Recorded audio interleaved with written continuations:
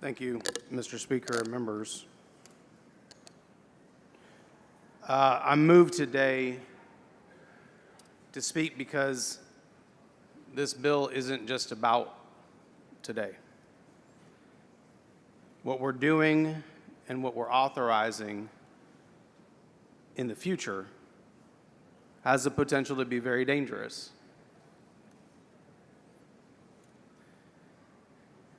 And I recall when the committee was created over the interim, Chairman Hefner was assigned to chair that, to look into this issue. And I watched it.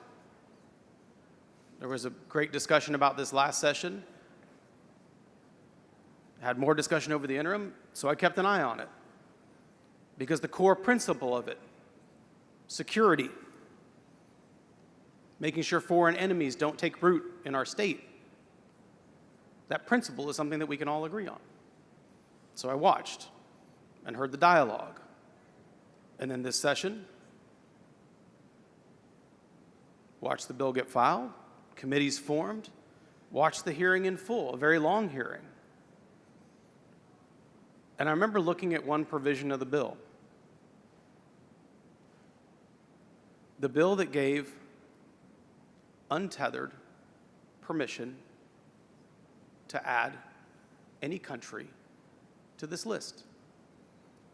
And I didn't make note of it other than to my staff in my office. I said, that's probably the most dangerous provision in there. I hope that comes out. And I just thought about where I come from.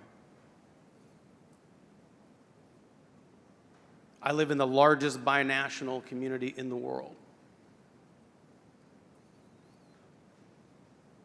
El Paso and its sister city, Ciudad Juarez, sister city. Right? We call it that for a reason. I've heard it described by a poet as the two cities are lungs breathing in the same body. They rise and they fall together. There are 80, 90,000 people that live and work in El Paso, that live in El Paso that go work across in Juarez every day, and vice versa. There are Mexicans that own property in El Paso. They're business partners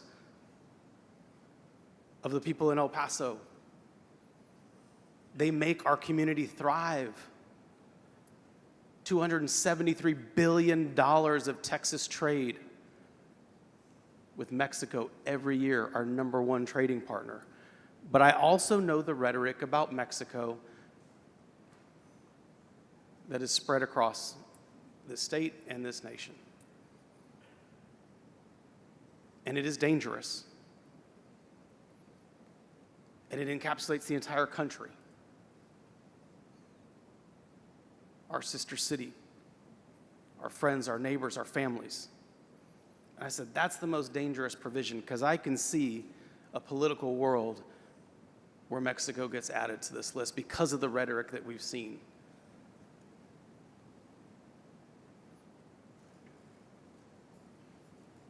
And I was really glad that that provision wasn't in the bill as it came to the floor today.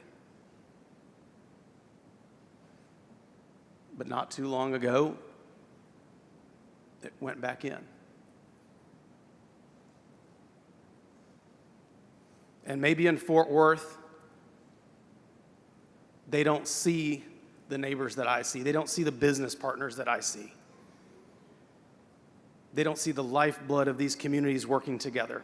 Maybe that's a foreign thing to people in Fort Worth, but it's not for me. That's my family and that's my home. And I believe in security. And I believe that foreign enemies shouldn't be able to buy Texas land.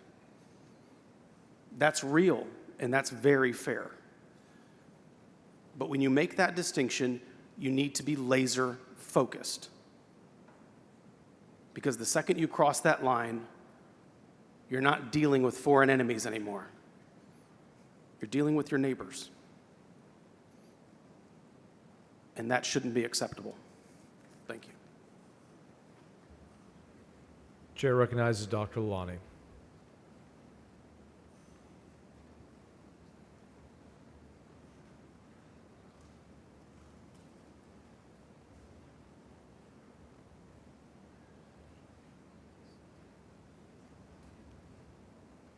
Thank you, Mr. Speaker. Members, I will not make a big speech because you have heard both sides talk about for and against.